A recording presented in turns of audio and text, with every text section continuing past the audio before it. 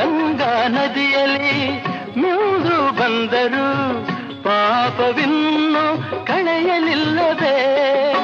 ಕಾಶಿನಾಥನ ಬಳಿಗೆ ಬಂದರು, ಕಾಶಿನಾಥನ ಬಳಿಗೆ ಬಂದರು, ನ್ಯಾಯವಿನ್ನು ಏಕೋ ಕಾಣದೆ, ನ್ಯಾಯವಿನ್ನು ಏಕೋ ಕಾಣದೆ.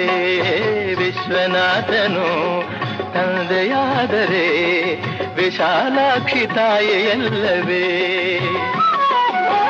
ಯಶೋದೆ ಕೃಷ್ಣನ ಬೆಳೆಸಿದರೇನು, ದೇವಕಿಗೆ ಅವನು ಕಂದನಲ್ಲವೇ.